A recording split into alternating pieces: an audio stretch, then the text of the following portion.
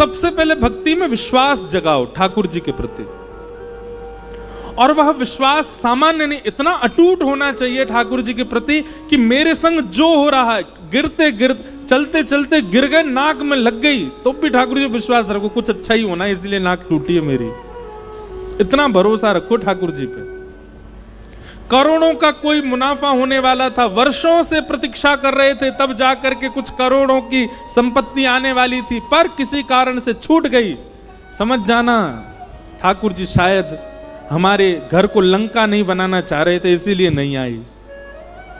जिससे बहुत प्रेम करते हैं उसके लिए माता जी से लड़ लिए, पिताजी से लड़ लिए, भाइयों से लड़ लिए, जन्म कुंडलियां दिखवा ली, फिर भी विवाह नहीं हो पाया। समझ जाना ठाकुर जी पहले ही चाह रहे थे या तो बढ़िया आवेगी भैया जीवन में, या तो बढ़िया आवेगो, या के काजे इतनो मत रोवे। हर चीज में ठाकुर जी की कृपा मानो, यह विश्वास अटूट चित्त में लाओ। तो भक्ति की प्रथम धारा विश्वास।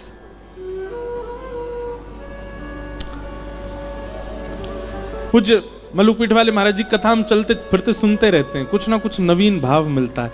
आप एक दिन कथा में श्री मलुकदास जी का चरित्र बता रहे थे, और उस चरित्र में एक बहुत सुंदर कथा सुनाई, बहुत ध्यान से सुनना। महाराज जी सुना रहे थे कि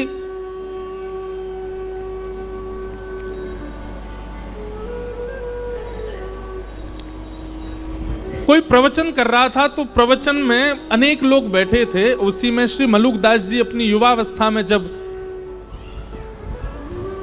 घर आदि का त्याग नहीं किया था, तो वहीं प्रवचन बैठ करके सुन रहे थे। तो प्रवचन सुनते सुनते लोग बाग आपस में चर्चा करने लगे, बोले ये बाबा को बस चले तो ये हमारे काम धंधा छुड़वा के बस यही कहेगो राम राम जपो, ठाकुर जी का नाम जपो, तिलक लगा करके केवल भक्ति भाव में रहो। अरे कर्म नहीं करेंगे तो दाल रोटी राम जी खिला जाएंगे क्या? कर्म नहीं करेंगे हमारे घर परिवार को राम जी चला जाएंगे क्या? ये भी कथा वक्ताओं पे कोई काम नहीं है, बस एक ही बात कहते हैं, जहां ले चलोगे वहीं मैं चलूंगा। हैं ठाकुर जी जहां ले चलेंगे, ऐसे थोड़ी होता, कुछ अपनी बुद्धि विवेक से भी तो करना पड़ेगा। ऐसे लोग चर्चा कर रहे थे और मलुकदास जी बैठ करके सुन रहे थे। तो मलुकदास जी अपनी युवावस्था में थे, उन्होंने उठ करके जो व्यास मंच पर व्यास जी थे उनसे कहा, बोले देखिए व्यास जी आप बहुत अच्छी बात बता रहे हैं, आप कह रहे हैं राम नाम ही सर्वस्व है, भगवान नाम ही सर्वस्व है, कथा ही सर्वस्व है, लेकिन कर्म भी तो प्रधान है। इन गांव वाले लोगों की बात भी गलत नहीं है, अगर हम कर्म नहीं करेंगे तो खाएंगे पिएंगे कैसे? सुंदरकांड भी कहती है देव देव आलसी पुकारा, देवताओं के भरोसे जो पड़ा रहता है कर्म नहीं करता वो आलसी कहलाता है। अगर हम कुछ ना करें केवल राम राम जपें तो राम जी हमारा घर थोड़ी चला देंगे, और घर चलाना बहुत दूर की बात, हमको रोटी राम जी थोड़ी खिला देंगे, वो तो हमको खुद ही खानी पड़ेगी, खुद ही मेहनत करनी पड़ेगी। तो व्यास जी ने कहा देखो भैया आपकी बात हम उसको प्रणाम करते हैं, पर अगर किसी के चित्त में अखंड विश्वास हो ठाकुर जी के प्रति और ठाकुर जी के प्रति कोई संबंध उसका स्थापित हो गया हो, और वो ठाकुर जी पर इतना भरोसा कर ले, इतना विश्वास कर ले कि श्री राम जी ही मेरे सर्वस्व हैं, वो कुछ ना करे राम राम जपे, राम जी खिलाएंगे उसको। पहले बात तो सुन लो, ताली पहली बजा देते हो, पहले कथा तो पहले आगे बढ़ने दिया करो।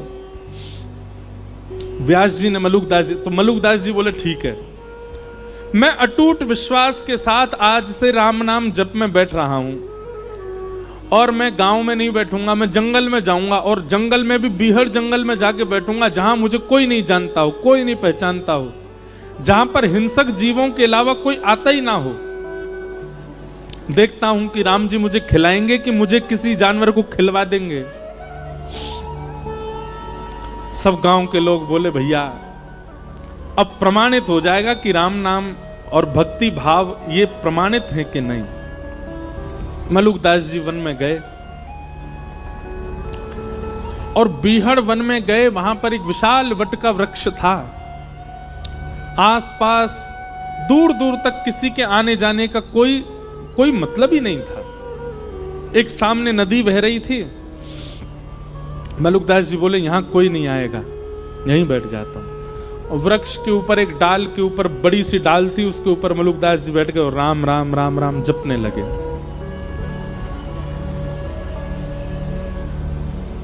आप राम नाम का जप कर रहे थे, मन में अनंत विश्वास था राम जी के प्रति कि श्री राम जी सब भक्तों पर अनुग्रह करते हैं, मुझे भी श्री राम जी अनुग्रहित करेंगे। इस विश्वास के साथ राम नाम जपने लगे। आपका राम नाम जप चल रहा था, घंटों तक राम नाम जप चलता रहा। तभी कुछ यात्री घोड़ा पे बैठ करके वहां से निकलने लगे। आप लोगों ने विचार किया ये स्थान तो बहुत बढ़िया है, बढ़िया नदी भी बह रही है और यहां दूर दूर तक कोई है भी नहीं, यहीं स्नान करते हैं और फिर बढ़िया जो भोजन लेके आए यहीं पाएंगे प्रेम से। यात्री जन अपने घोड़े से उतर गए, नदी में स्नान आदि करके जैसे ही अपना भोजन आदि सब उन्होंने खोला, इतने में ही डाकू और डकैतों ने वहां आने लगे। उनके घोड़ों की नालों की आवाज आने लगी।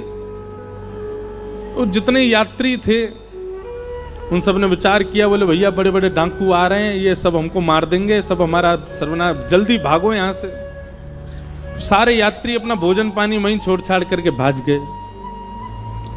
डाकू आए, डाकुओं ने आकर के देखा कि महाराज सुंदर सुंदर रबड़ी, सुंदर मिष्ठान, सुंदर 56 भोग और रोटी आदि सब वहां खुली रखी है। डाकू के साथ जितने लोग थे सबने कहा, सरदार जी आज तो कुछ बनाना ही नहीं पड़ेगा, आज तो देखो ठाकुर जी ने बढ़िया व्यवस्था करी है, 56 भोग यहीं लगे लगाए मिल गए हम लोगों को। अब तो आज तो यहीं रोटी पाएंगे, यहीं लड्डू उड़ाएंगे, यहीं प्रेम से रबड़ी पाएंगे और इसी से ही आनंद होएगा आज तो। इतने में सब टूट पड़े भोजन पर, सब उठाने लगे रोटियां और सब्जियां सब डालने लगे, अपने हाथ में पकवान लेने लगे। जो सरदार मुखिया था डाकुओं का, थोड़ी देर इधर उधर देखने लगा, बोले रुको रुको रुको अभी मत पाना। इस विहंगम जंगल, बिहड़ जंगल में नदी के तट पर इतने 56 भोग मिलना,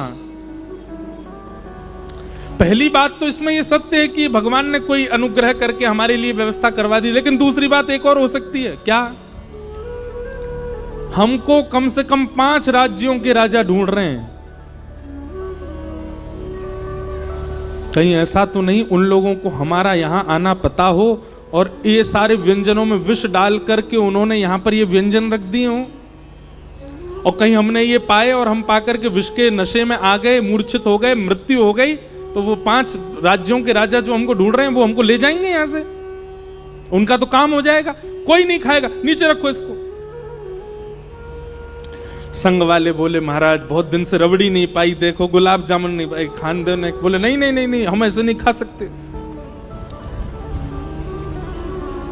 एक काम करो, अपनी टोली से बाहर का जो हो, जो हमारी टोली से बाहर का ऐसा कोई राह चलता मिल जाए उसको पकड़ लाओ, उसको पहले खिलाओ, उसको खिला करके देखेंगे अगर इसमें विष हुआ मर जाएगा, पता चल जाएगा, नहीं हुआ तो हम भी पालेंगे। सब ढूंढने लगे लेकिन दूर दूर तक तो जंगल कुछ मिले ही नहीं। तभी सरदार की नजर गई, पेड़ के ऊपर श्री मलुकदास जी बैठे थे, राम राम राम राम राम राम जप रहे थे। तुरंत उसने, अरे देखो ये बैठा अब ऊपर भगत, इसी ने विष में ला करके सारा भोजन नीचे, पकड़ के लाओ उसको नीचे। ऊपर चढ़ गए, मलुकदास जी को पकड़ के नीचे ले आए। मलुकदास जी बोले भैया क्या कर रहे हो? बोले हाथ पांव बांधो इसके, और हाथ पांव बांध करके इसको सारा भोजन खिलाओ। मलुकदास जी मनी मन विचार कर रहे थे, मैंने तो कहा था राम जी खिलाने आएंगे, पर ये तो डाकू खिलाने आया। मलुकदास जी ने मुंह बंद कर लिया, मैं नहीं खाऊंगा, मैं नहीं। तभी सरदार उतरा अपने घोड़े पे से और मलुकदास जी का मुंह इतनी जोर से पकड़ा, बोले खाएगा कैसे नहीं, ठूस ठूस के खिलाओ इसको। और सबरे लड्डू ले, गुलाब जामुन ले, रबड़ी ले, पकवान ले ले करके मलुकदास जी को खिलाए। मलुकदास जी के नेत्र सजल हो गए, बोले जय हो राघव जी, जय हो मेरे राम जी। मैंने आपसे क्या प्रार्थना की? मैंने कहा था कि नाथ राम राम जपने से यदि राम जी भोजन करा जाएंगे तो मैं मान जाऊंगा कि भजन में बल है। आप भोजन दूर, आप तो पकवान पवा रहे हो मुझको, और पकवान भी इतने विहंगम जंगल में कैसी योजना बना करके, क्या कृपा करके आप सब व्यवस्था मेरे लिए कर रहे हो नाथ। उस दिन श्री मलुकदास जी का निष्ठा हो गई, विश्वास हो गया नाम में, और उसी दिन बस निकल पड़े, श्री राम नाम के आश्रय पर ही निकल गए और हमारे भारत भूमि को एक अद्भुत संत प्राप्त हुए, मलुकदास जी महाराज।